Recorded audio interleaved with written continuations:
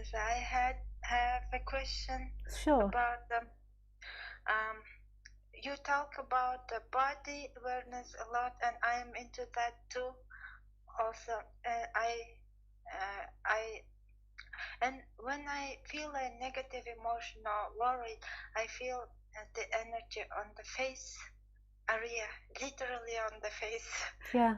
Face and neck, and I'm worried. I was wondering a long time which chakra is that, and why do I feel that on the face? Yeah. It could be a combination of things. It could be compulsive thinking. So compulsive thinking can be felt in the forehead or on the face, but also it can be when the energy is rising.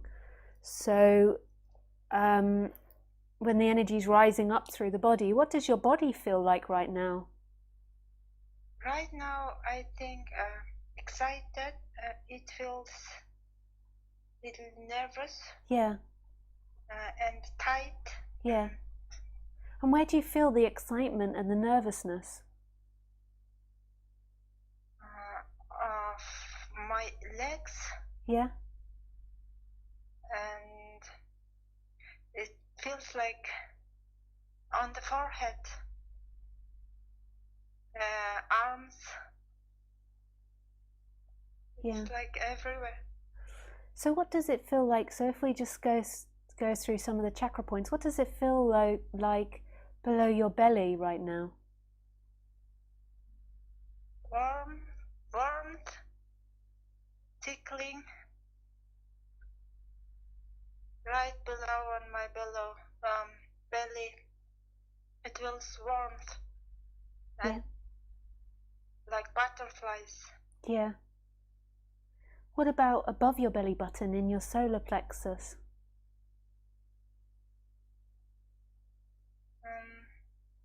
It feels better than sadness, better than usual.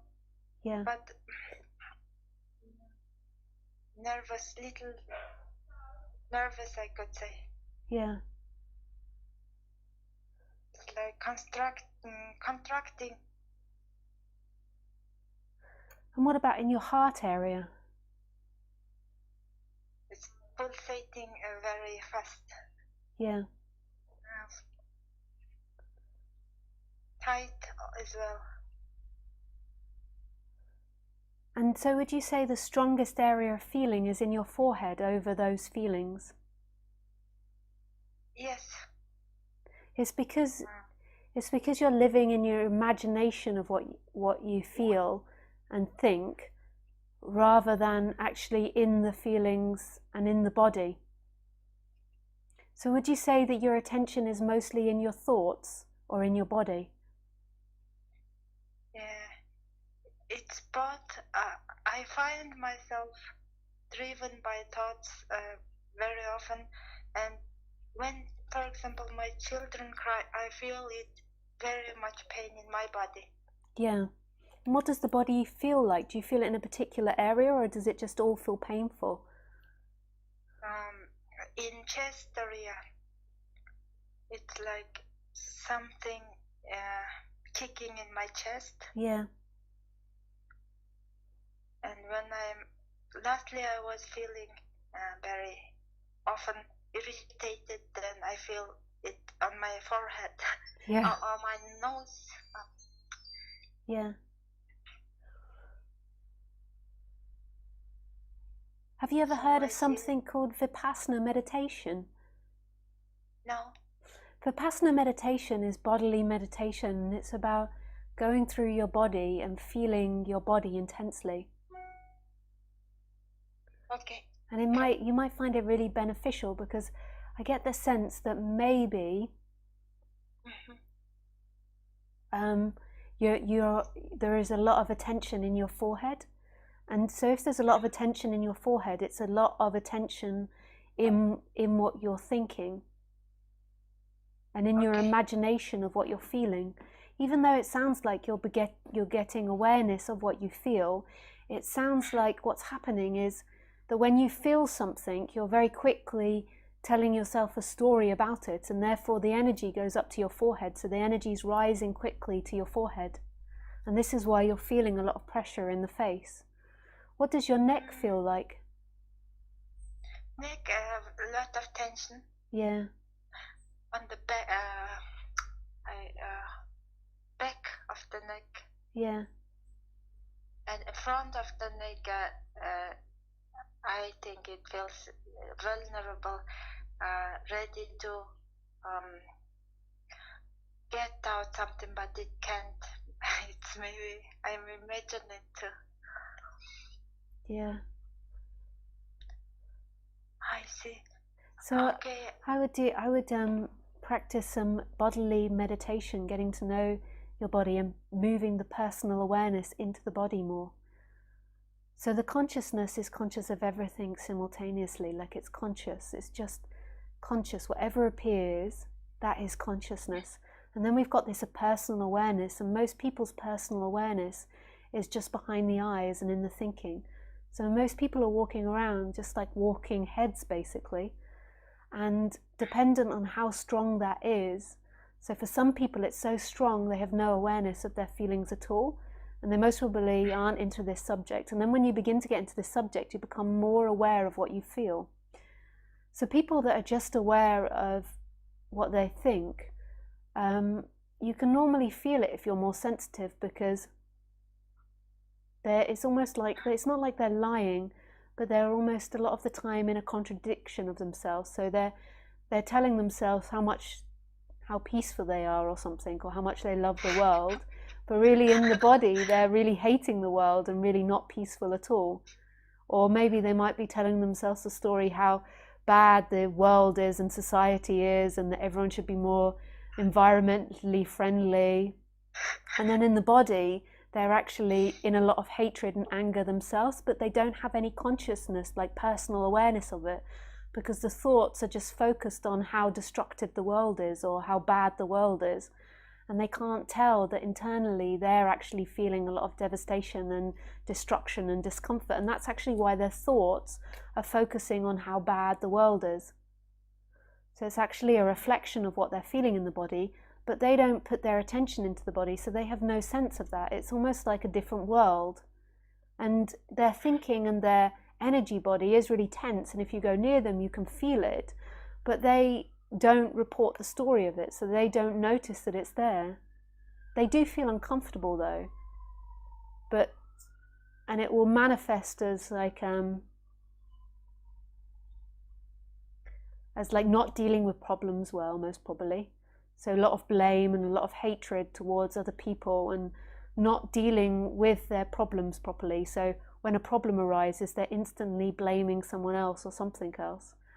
Like that's what it will most probably look like.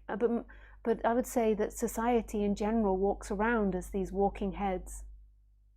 They're just totally involved in their story of themselves rather than actually what's happening. And partly that's because it takes a lot of surrender to admit what's happening, because it's really vulnerability, and you're not playing this human game anymore of pretending you're better than everyone and everything in some way, or pretending you're worse than everyone and everything, depending on what you're identifying with. But it's like admitting your vulnerability, admitting your innocence in this moment, and not living in what you've been taught you should be or shouldn't be. So a lot of people are very judgmental and gossiping, and they like newspapers gossiping about other people, because that's the way they're judging themselves, that's the way they're seeing themselves. So they think that you shouldn't act like this or you should act like this, and really they're holding that on themselves. And rather than being free like a child, you know how a child just gets up and spins in the middle of the room or is quiet when it wants to be, rather than being like that, they're living through all these constraints of what they imagine they should be. And it's all in this imagination of what you should be, rather than what you actually are right here. So the personal attention, like a thing that I can recommend that you practice, even though ultimately when you really realize this, you see that there's nobody that's practicing anything, because there's nobody here. But on the personal level, you put your attention more and more into the body. The reason that your feelings are rising quickly and you're feeling that tension in your face is because you're not feeling the feelings in the right place. So when you feel fear, the attention isn't going to your belly, but you're interpreting your fear mentally.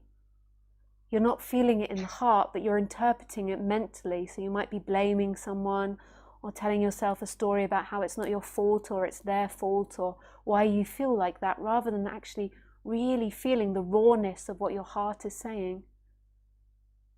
And the reason that we develop this, living in a storyland, is we think we can control it. But you can't control life. Life is uncontrollable, and you don't need to control life. Everything that you seek, everything that you look for is your nature. That love that you're trying to get to in time is right here. The home is right here.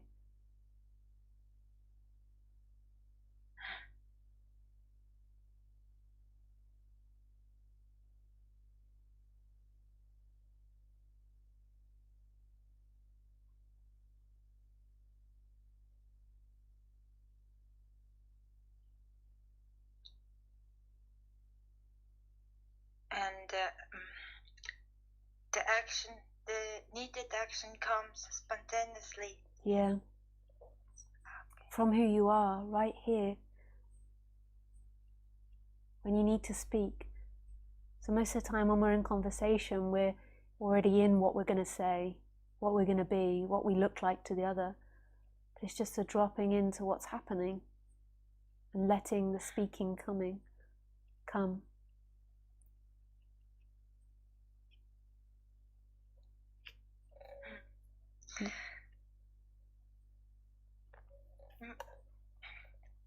It's wonderful. It's really effortless. On like being you doesn't require any effort to be you.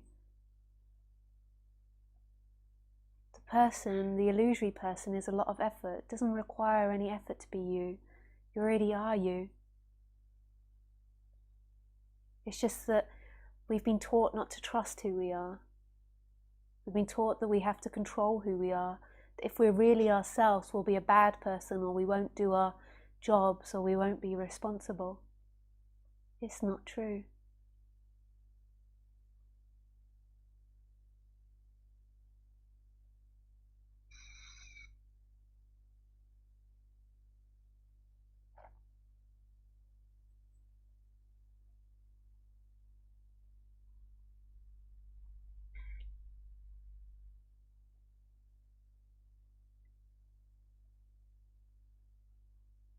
I will try. In a way, it's not even any effort of you.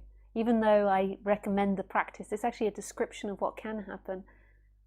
But sometimes when I say that, it leads the person to this story of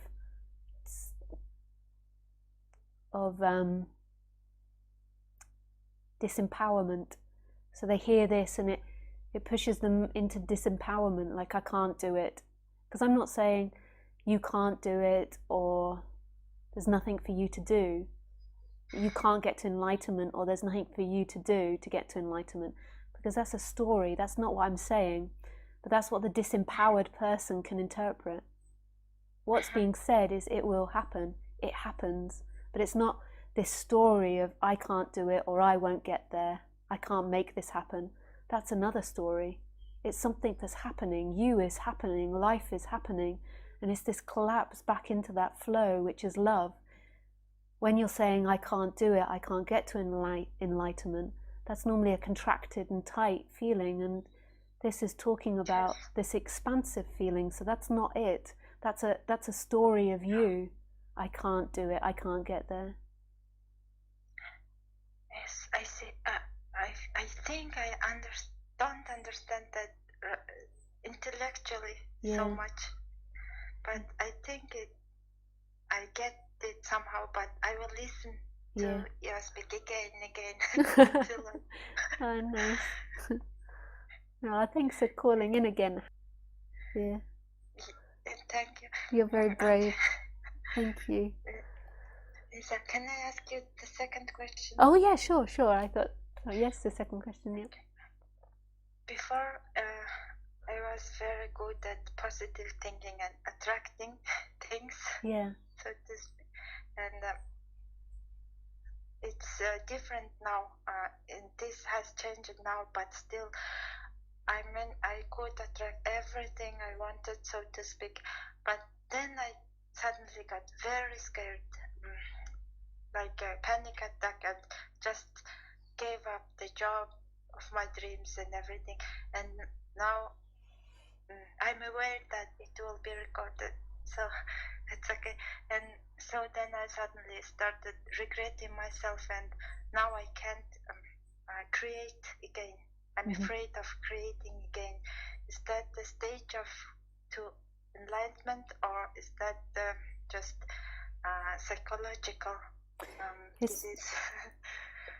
Well, I mean, we don't need to define it, but the reason that the panic attacks are happening is because you weren't acknowledging your shadow.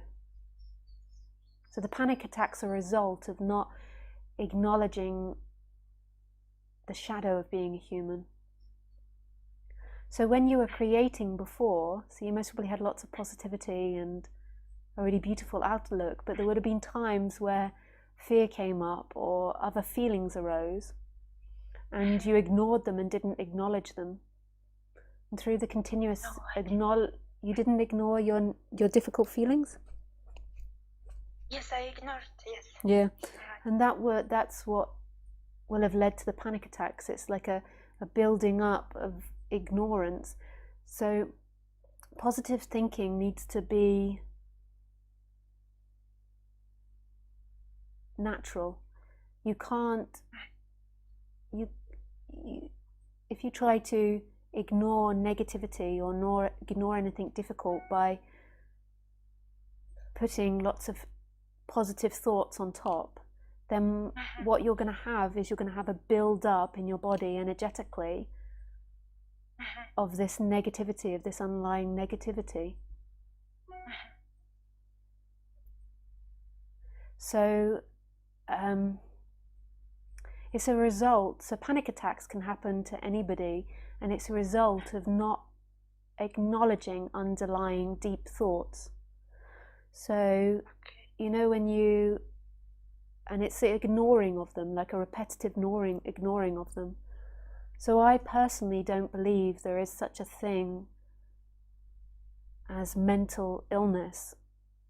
I think all of it is to do with the way that we're taught to look at life, and it's a build-up of ignoring certain aspects of our experience or not being allowed to include certain aspects of our experience, because not all of us are the same. All of us, like everyone, has a variety of colours, and our society is very narrow in what we have to be.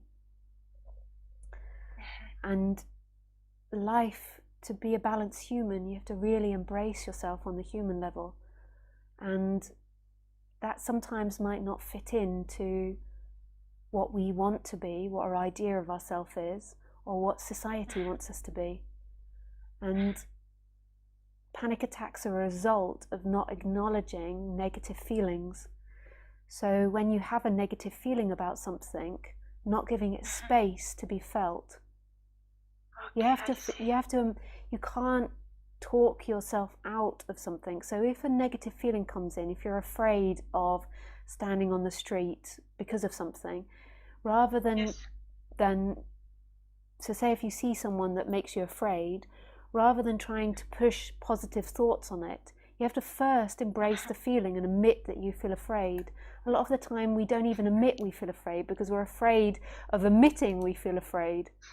So you have to firstly admit it, like I feel afraid of that person, and feel the vulnerability of it. Like I'm afraid of this person. So on the surface, what the thoughts might appear of is hate for that person. I dislike that person. Look how terribly they're dressed, or look at the way they move, or who do they think they are taking up so much space on the bus? So it might present itself as dislike, but if you're really honest with your feelings, you'll notice that you feel vulnerable and afraid of that person, more than likely. It normally comes to two lots of feelings, feeling afraid or feeling lack of love. So you admit the fear of that person. So rather than trying to push your feelings into positive feelings, if you're feeling dislike, you sort of push it into feelings of positive. First, you have to admit the negativity that you feel. So you feel afraid of that person, and then you ask yourself, what is it that I want in this moment? And what you want is, I want to feel safe. So you acknowledge that feeling, I want to feel safe. And then you go to the positive feelings by saying, I'm allowed to feel safe now. I'm allowed to feel loved. I'm allowed to feel secure. But you mustn't ignore the initial feelings. You mustn't jump from hating someone to trying to push yourself to like someone. You first of all have to admit the most vulnerable feeling you can admit. The most rawest feeling of you, because what happens is you have this raw feeling of fear, and then it gets translated into I dislike that person. So you have to go backwards and admit the most rawest feeling. Then once you've admitted it, you ask what it is. I want to feel loved. I want to feel secure now.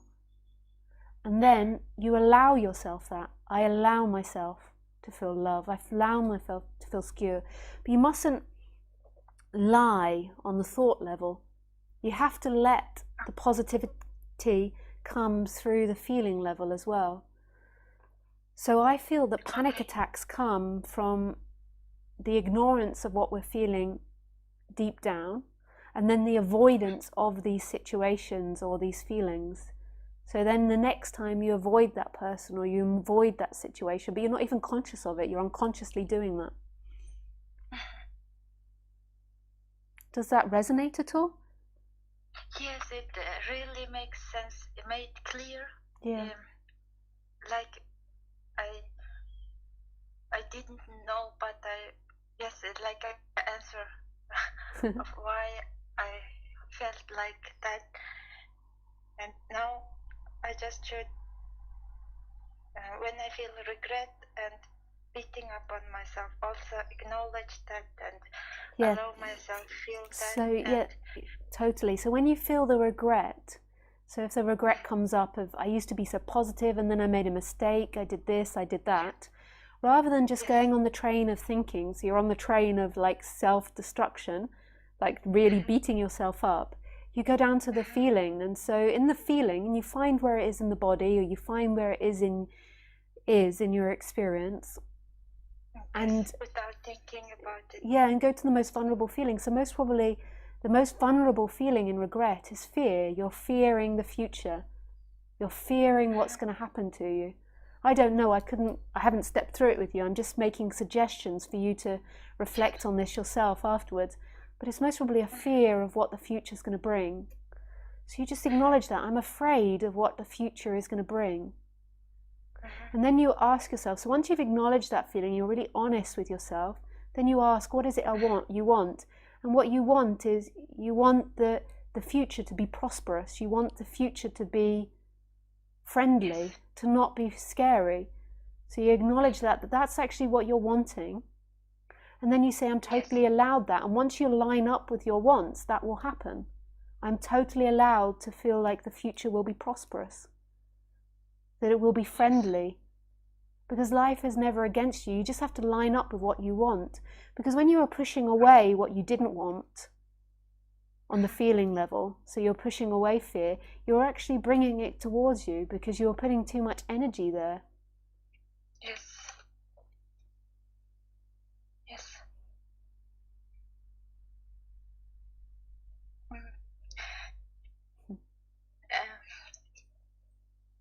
Thank you very much. Oh, it's a pleasure.